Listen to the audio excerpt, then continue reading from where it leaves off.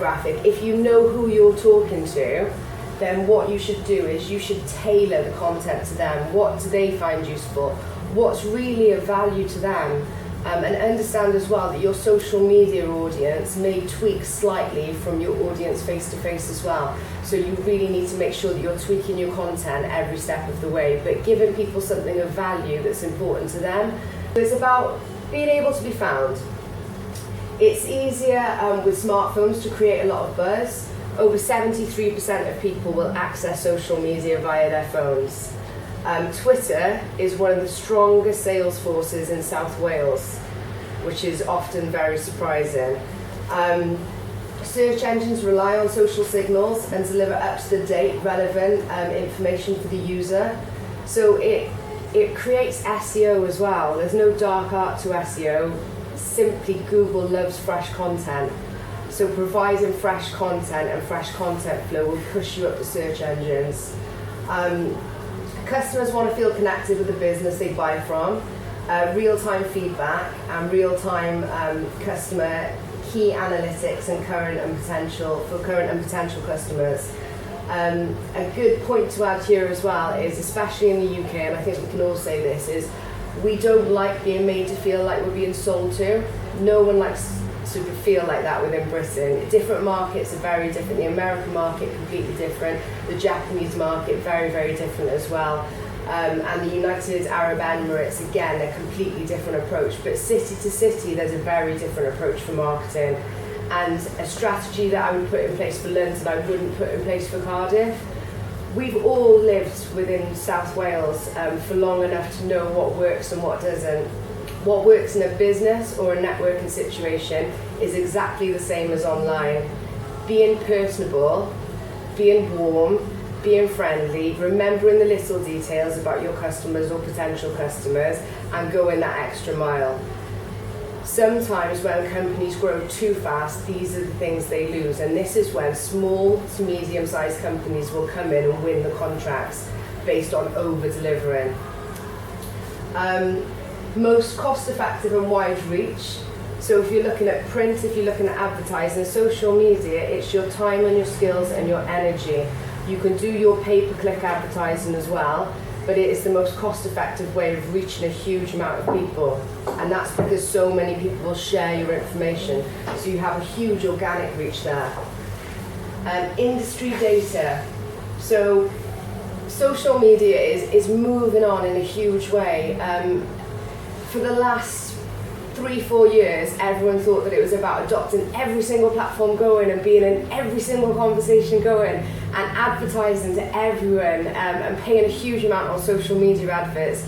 Now it's a bit more sophisticated than that. It's about not only knowing your voice, having the right conversations at the right time to the right people, it's also about being able to analyse that data in order to be able to understand your customers' personalities, their behaviour, their attitudes, their values, their lifestyle, and this creates a really clever hyper-focused marketing strategy, which is what I'm working towards now with different clients. And the difference that makes to sales is absolutely astronomical. Tailored audiences and mirrored audiences is I'm probably jumping intermediate to advanced there, but if you want any notes or guidelines on this, you can just ask. And a balanced social media campaign is not just about putting information out there, it's about driving it to the right eyeballs essentially online. And you can do that by some very clever targeting. So when you all go onto Facebook, you will add your name, your date of birth, you'll start liking different pages. Just to show of hands a second, who is on Facebook here? Okay, brilliant, so nearly on the room. Who's on Twitter? Okay, I've got a few no's here. Instagram, LinkedIn. Is that a full house, Bowen? Mike? No? Okay. Okay, well that's really interesting to know. Any other social media platforms you use every day? Google+. Google Plus? Do you use that actively quite a lot? On one of our businesses, yeah. Yeah. Yeah, especially with SEO. Blogs, I don't know, I use Blogger when I have the inspiration to... Brilliant. Yeah. You should, for what you do. Absolutely. No, I do, but Do you use vlogs? Do you use video? We should talk. You should, because you sell yourself Yeah. so well on video. Video fast tracks your message, and as soon as I'm in front of you, I buy into you instantly. Yeah. So video is just about showing more of you to the customer without having to make that massive journey to Sheffield. Or Yeah, it's a bit of like try before you buy almost, isn't it? It's your showcase. I'll show you the stats on video in a minute, 'cause they may Right. surprise you. But video's huge, and it's the way everything's going. If you look at all the different social media platforms, they're all competing for video now. So I know Facebook have bought Instagram, but Facebook, Instagram, Vine, YouTube, video is absolutely huge. And there's a really important reason for that I'll get onto. So, where's my little... Oh. Here we go. That's what I wanted. So, thanks. So basically, your blog sits centrally to everything that you do. A lot of people will sit a blog outside of their website, which is absolutely ludicrous. You would sit it centrally on your website. Your website is your online social media platform. So for your business that you're setting up with online sales, your website is your shopfront. It's not in Land of North anymore, it's on the World Wide Web. So centrally to that, there should be a news feed, a blog, where you can put fresh content on every single week. And the reason for that, a huge reason for that, is search engine optimization. Like I said before, Google loves fresh content. But also, there's a multitude of reasons why you would blog. So ideally, for a business, you want to be a one-stop shop for news, knowledge, anything relevant to your industry. When you start running your social media as if it's a reality TV show, so every single day has a theme. So Monday, you might have a Motivate Monday. Tuesday could be Testimonial Tuesday. Wednesday is your key selling day in Wales on social media. Thursday, you could talk about some press and publicity or stories that are relevant to your business. And what you'll find when you start running it with a clear strategy and content strategy is that you'll pull different audiences in on different days, but you're pulling a huge amount of potential customers that didn't realise who you are and what you did. And that's the whole reason for growing your business and for running a business, is to try and connect with as many like-minded people as possible that want to buy into your brand. So social media is a very, very great way to do that, but it has to work as a unified system. So all of this must support each other. As well as links into the website, you must have links out of the website. When you've got a fully unified system, that's when you've got a really strong social media presence and community, and it's very important. As many touch points as possible with your brand for your customers, but it's got to be manageable, and there are a huge amount of platforms out there that make this manageable. You can schedule all your content ahead of time. You could spend, I want to say an hour, I probably spend hours and hours on end, but an hour on a Sunday scheduling it on Hootsuite or Buffer, so you've got content going out there. Not spam content, valuable content. You also want real-time tweets going out there, so you have a really nice balance. It sounds overwhelming when you don't do it, but as soon as you get into the rhythm and routine of doing it, the difference it makes to your profile and your business really is astronomical. So it gives your business location. So even as an online business, if you start talking about all the different car parks that are out there, or if you start talking about all the different things with the RAF or different commitments you're working on, or even speak out about how disappointed you feel with different political matters, you might pick a journalist that will come straight to your door and run a story on it. They might even run a story on your business. The amount of opportunities you start opening yourself up to will just be amazing. And it's all about being brave and just communicating, because what we all do when we run our own business is you don't look up, your feet do not stop, you're constantly feel like you're treading water, you're pushing yourself, and you don't often see the bigger picture. So you work in a silo and you think that everyone around you knows what you're doing, but they can't possibly know what you're doing because you haven't been communicating all your big successes, what you've achieved that day. And I think in Britain we're very, very bad at what I like to call peacocking. So we think it's showing off, we think it's being arrogant, we don't like to give ourselves a pat on the back and say, oh, this is what I did today and how great did I do.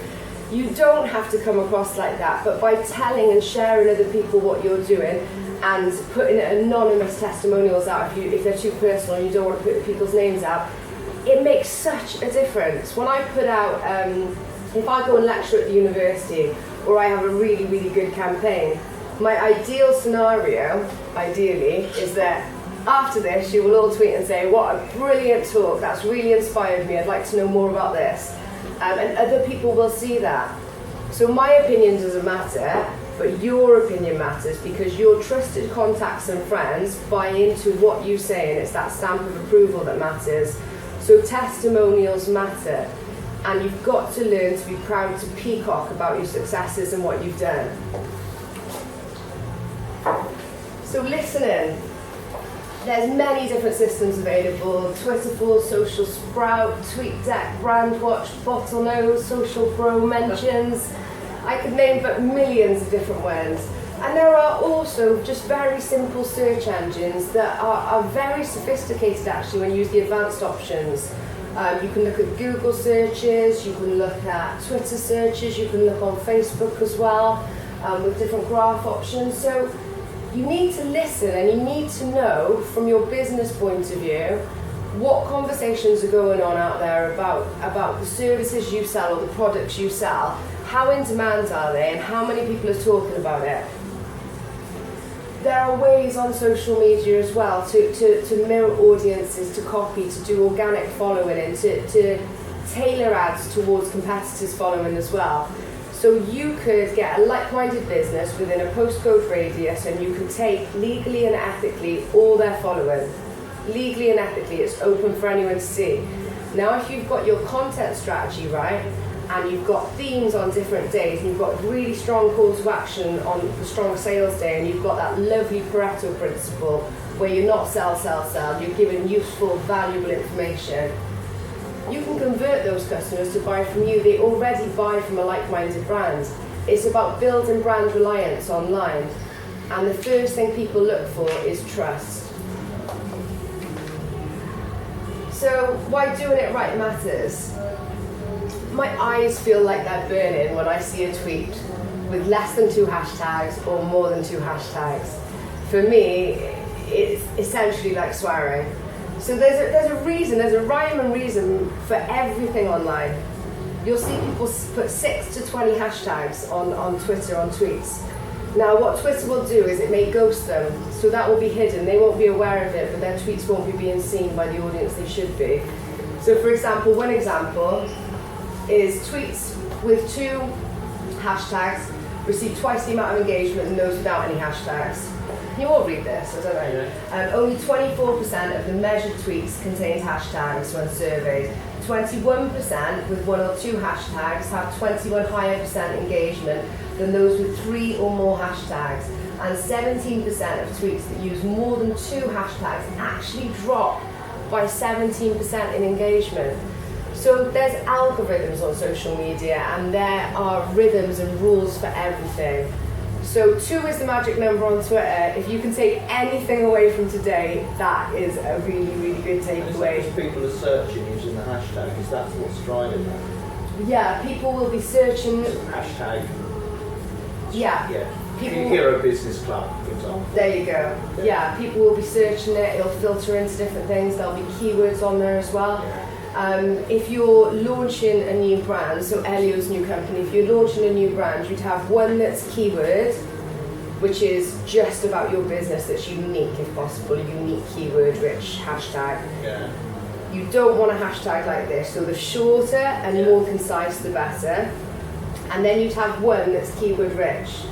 So whether that is computers, screens, iMac, something that people will be searching for a lot.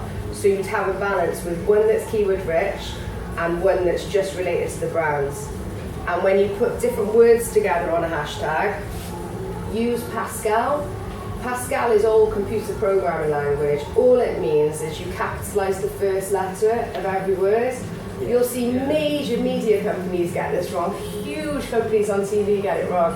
And when you combine a lot of different words together, you can often get some very rude words appearing. There's been some massive... famous one was Susan Boyle. Yeah, Do you know Boyle, what? yeah. I nearly put that up there. You have to But tell me that one later. It was Susan album party, but you take Susan AM from Anne AL. Anal bum party. Yeah, butt party. I used that in the university. I kind of skirted upon it, but Okay. yeah. So when things can go wrong, they can go really, really wrong, and I have a whole slideshow on that as well. So if you can, please use Pascal and please use 2 hashtags on Twitter, and I'll be the happiest person in the world if you've taken that away today. Facebook, 1 or 2 max. Use them as a garnish. Instagram, you can use up to 30, but 6. But if you can just take the 2 on Twitter, then I've achieved something. So picking the right platforms now and understanding your audience is really, really important. So you have to have a voice as a company online, and I really believe it has to be authentic. But you have to know where your customers are. So if I'm looking at facilities management, I know that Twitter is a hothouse for facilities managers. I've even got a list on my Twitter that I can show you how to follow. And I also know that LinkedIn is really, really strong as well. Yeah. And YouTube is very up and coming for I FM. write a great deal on LinkedIn. Yeah, oh good. People come back to me asking me various questions. Because of being MOD, this is where it all originated from. I'm going to have to follow you on there. Yeah. Absolutely. Yeah, so, and the hashtags obviously don't belong on LinkedIn, so you're safer. So working out where your markets are and where they're most likely to be. Facebook is going to be huge from the dog market as well as Twitter. And on Facebook you have a lot more text to play with than other social media platforms. So it really appeals towards females over males, Facebook, because you can write very long paragraphs, you can use very emotive language, which we often make emotional buying decisions, and Facebook is often geared towards that, so that really suits the way that you work, I believe. Twitter, short, sharp messages, generally not being sexist, because I'm sure I've got a male brain. Men generally want short, sharp bursts of information. They don't want to read paragraphs and paragraphs. These days, none of us really have time to read a huge amount. They don't want the heartstrings pulled, they don't want the big emotive buying decisions, they want a quick tweet. If there's a video link attached and they can make a very quick buying decision, all the better. So it's different markets on different platforms as well, so it's really worth having a little listen around and seeing what's out there. So we don't just talk at people, she says, non-stop talking. We need to listen, which I've spoken about, but we need to build valuable relationships. So if someone's engaging with us, they are interested in what we've got to say. Therefore, we don't just stop the conversation there. If they're tweeting the next day saying they're down with man flu or they're feeling terrible, then why not, as a brand and as an SME in Wales, tweet them with a virtual gift of tissues or Lemsip and say, we hope you feel better soon. We did that with 2 companies in Wales, and the difference it made was unbelievable. We even tweeted people to say that we'd like to send them a Valentine's gift, and we sent them big chocolate cakes with like the hashtag on and the brand. They took a photo, it went online, it got shared. A huge amount of different campaigns that are really creative. It's all about the personal touch. That's what business has always been about since I was like 5 years old. It's about warmth and the personal touch. So why should we lose that online? We shouldn't. We should just go the extra mile and do it in a very slick, professional way, but an authentic way. So building the relationships. When you've got your following up on different platforms, after you get over about 500, I think I'm up to like 21,000 now, it gets a bit difficult to remember who you're following. So what's really important is just organisation. So you categorise everyone into lists, which is what I mentioned earlier. So when I was looking at Cardiff Aviation, I have a huge aviation list now of everyone that's involved in aviation in the UK. When I've been working on stuff for the MOD or Lloyd's or Domino's Pizza, very, very different lists. But I categorise people into lists, and always when you list people, use a complimentary title, because people will be notified when they've been added to a list. And like I said earlier, no one likes being made to feel like they're being sold to. So you can make this fun, and it doesn't mean that you've got to spend a huge amount of time on social media, but what you put in, you get out, and little by little, it really does make a very quick difference as well. So, selling the experience when you are launching a product, so you're taking a product from conception to marketplace, so you're looking at manufacture, you're looking at design, and you're looking at lining up different angel investors along the way. So you want to make as much noise about that brand and that product as possible in the right way at the right time. So social media alleviates a huge amount of your PR and advertising budget if it's done correctly. You can tweet different people, you can follow. If you're looking to get the editor of GQ magazine or Vogue, what you would do is you wouldn't find that business online. You would find the editor, you would find who is in their circle of trust, you would follow the people within that circle of trust, you would engage over a 3-month period until you got two-way conversations with all, and then you would pick up the phone and speak to them.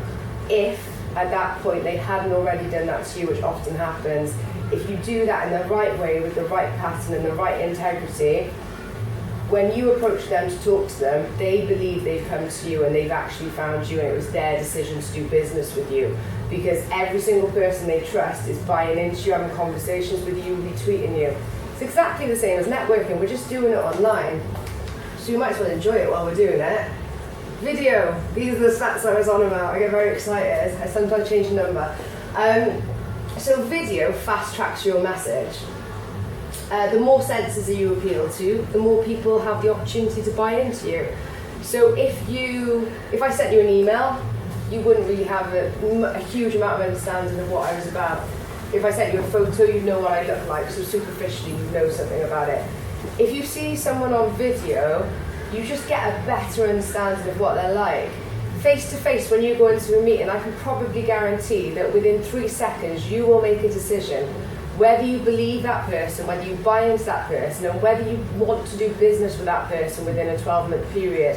So video fast tracks your message to someone without having to take the time and the energy to sit in front of someone. So did you know that 73% of people that are sent a video link from a reputable source will click and open and watch that video? 62% of people will go to do business with that brand over a 12-month period. That's huge. That's why people are turning to video. Also, if you start a how-to channel, which would be great, if you started a how-to channel which have some of the highest hits out there going, you can actually set it up so it's PPC. So you know when we go onto YouTube and we've got that annoying thing where you've got an advert starter, you have to say skip advert and everyone goes, oh, yeah. Imagine that's for your business and you've got it set up for adverts that are relevant to your business. Every single time someone clicks up and clicks on an advert, it's money in your bank. It's an additional income generating stream. So it's just changing the way you look at things will change your world completely. If you can break down some of these barriers of fear and just do a little bit here and there, and then come back to me or tweet me and let me know what changes, I guarantee opportunities will just start opening up to you. So any knowledgeable brand or business knows that the smartest way for fast growth, or any growth in fact, is to make their customers become their marketeers, their brand ambassadors. So this is always a key strategy with a huge amount of clients that I work with. So Coca-Cola, when they put the names on the bottles, whether we love it or hate it, everyone ran out to try and find their bottle. And people that never drank Coke before in their lives run out to do it.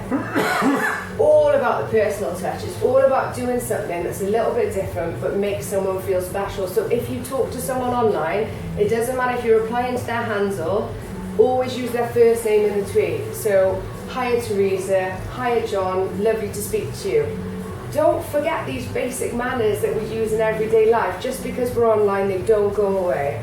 But making people become your marketeers is by all means the fastest way to grow your brand. So getting people to tweet to say, I've had delayed onset grief, or I've had the worst breakup of my life. Gosh, I could say that a million times. And I've sat with Teresa, and literally she's changed my whole world, and I'm so grateful. Me tweeting that, it doesn't matter if they go privately, I guarantee 10 to 20 people will ring you or want to book you for counselling. It's about referrals, and it's about making your customers, giving them opportunities and platforms with which to share. A lot can do it anonymously as well, so there's different ways to do it with sensitive situations. So testimonials really, really matter. Getting yourself set up on all testimonial sites that are relevant to your brand. So Trustpilot is a really, really good one, and it makes a huge difference with SEO. So anyone that bought a car part from you would automatically get an email asking them to refer you online. So it takes out all that admin of the process. And there's a lot of different sites that have the same sort of functionality and capability, and it does make a massive difference. So every time you deal with a customer, or every time you're selling your services to someone, ask them to go and review you online, on LinkedIn, wherever it is, because people's opinion matters. So I'm going to end with a couple of quotes. So I really like this one from Warren Whitlock. My goal is to spark something within the reader and to allow it to initiate an idea that can then grow. So often really good marketing is a lot like art and a lot like psychology. You shouldn't be telling people what to think, but you should be at least making them think.